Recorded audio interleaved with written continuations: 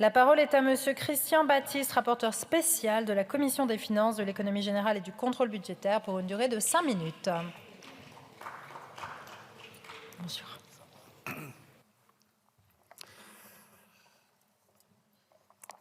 Madame la Présidente, Monsieur le Président de la Commission des finances, Monsieur le Ministre, mes chers collègues, à l'instar de mon collègue Thématé Le Gaïc, je dois vous l'avouer, je nourris une certaine déception s'agissant du budget des Outre-mer qui nous est proposé cette année par le gouvernement. Cette déception, elle est à la fois profonde et regrettable. Profonde car nous le savons, au-delà des chiffres, le budget des Outre-mer est censé traduire les moyens nécessaires à la protection et à l'amélioration des conditions de vie de nos compatriotes. Regrettable, car depuis le début de cette mandature, les députés ultramarins que nous sommes et bien d'autres n'ont cessé d'alerter le gouvernement sur les diverses problématiques rencontrées sur nos territoires. Or, une fois de plus, ce budget nous donne l'impression que nous ne sommes pas entendus. Et pour cause, en dépit des progressions des crédits constatées, le compte n'y est pas. La hausse des crédits de paiement et des autorisations d'engagement reste toute relative en comparaison de l'inflation, près de 5% cette année. Pire, l'écart des prix de la consommation entre les départements et régions d'outre-mer et la France hexagonale continue d'augmenter. Une nouvelle étude de l'INSEE, fondée sur des données recueillies en mars et avril 2022, l'établit respectivement à 15,8% en Guadeloupe, 13,8% en Martinique, 13,7% en Guyane, 8,9% à La Réunion et 10,3% à Mayotte, hors loyer.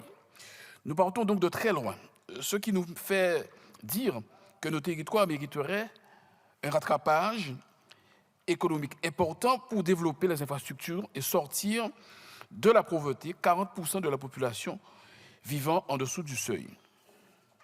Sur la question de la vie chère, l'absence de réponse de l'exécutif est alarmante.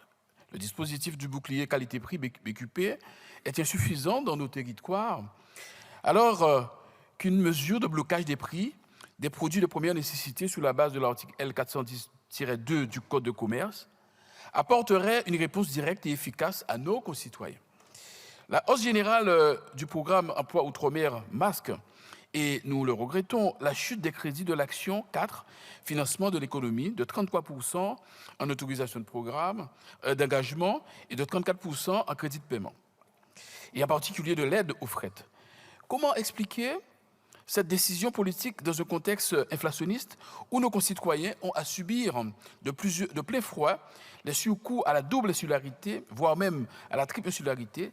C'est à rebours de l'évolution économique actuelle. Nous aurons aussi un amendement pour présenter cet amendement 3131. Sur le programme des conditions vie outre-mer, nous souhaitons partager un point de vigilance relatif au crédit de l'action 1 logement. Les documents gouvernementaux, contrairement à l'année dernière, ne présentent aucun objectif chiffré en construction.